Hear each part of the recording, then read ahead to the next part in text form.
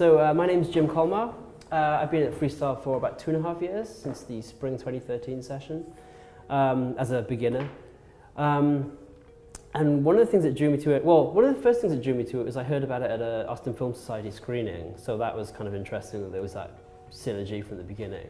And so I did some research. I wanted to develop my Spanish skills in general, so Freestyle seemed like really cool. The structure seemed really good. So I signed up, and what I really liked about it from the beginning is it always had this kind of social element, and it kind of fit into my daily routine really easily. Like, it wasn't a sense of you go into a class for this set amount of time, and then when you leave the class, you're leaving it behind until next time. It was very much part of my everyday lived experience. So this idea that I think freestyle is a lifestyle, so it's got this kind of, it's become part of my life, like in a very real sense. Yeah, I appreciate that, but also it makes it much easier to actually use the language on a daily basis. So when I first started my classes, I was very much a beginner, even though I'd had a few lessons previously in another language school. But it wasn't really, it was very basic, it wasn't really giving me what I needed. So I started with this very rudimentary grasp of Spanish, and it was pretty clear from the outset how the language was used in this very creative, organic way. So I was enthusiastic about it from the beginning, and that definitely helps make it a more productive, ongoing experience.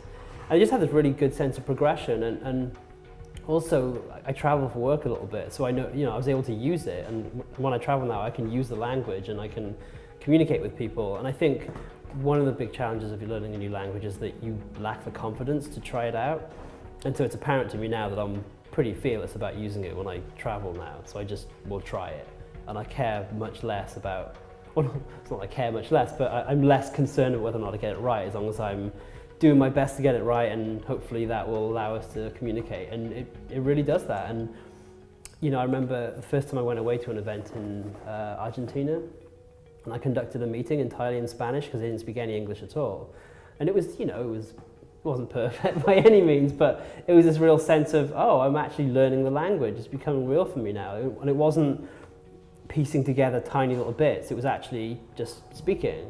And that was a really great moment. And that's becoming more and more the case as I speak to more and more native speakers, and I get to use it on a daily basis, professionally and personally. That's something that's, I literally couldn't have done it without freestyle. One of the things that's interesting about working with teachers from different backgrounds is that their personal histories can inform the nature of the classes. So there's a really strong sense that these are passionate teachers. So a teacher who is particularly or knowledgeable about a certain area of pop culture, for example, they can really convey that passion, and gives you a different take on that particular aspect of the language. And of course you're dealing with teachers from different places like Puerto Rico or Chile, and they have different accents, different slang, which I really like actually. And that's just a way to keep it interesting and meet new people, and it's part of the social aspect of the class, but also you're deepening your understanding of, I guess, specifically Latin American Spanish. So one of the things that was initially really appealing, and still is the Saturday Cafe. So it's a cafe, and so you go along, you have coffee, snacks, whatever. You meet people from all the other classes, so people from different languages, different levels, and then you kind of you chat, and then you divide up into your separate language groups. And I really like that class because even though it's got a certain amount of structure, it has a really nice free-form quality, so you really develop your conversational skills and your ability to interact using the language, and your ability to it makes you fearless in how you use the language, because you're using it with things that you're specifically interested in. There's an element of, I guess, improvisation, for want of a better word. So I really appreciate that. That's a really useful word, because it's much more realistic in the way that you use it. It's not quite so, you do this, you do this, you do this. It's much more, we're going to have a natural, organic conversation about this, and we're going to use that as a jumping off point to actually learn some of the rules of the language. So it's a really nice way to kind of embellish what you've already learned in the formal classes. Yeah, it's great. So I think one of the things that's really fun about freestyle is it has this big social element, and you can build up a lot of great personal relationships, and you make friends. Quite close friends actually, because you're working together in this very intimate way in this room, and in some situations it's the same people from level to level, so you really start to get to know people's different styles and their personalities, and that's inherently fun. Like exploring other people's personalities is an interesting thing anyway, so when you do it in another language, it makes it a really fascinating, and I don't know, it's just stimulating. You're using the language in a way that corresponds to how you interact with people.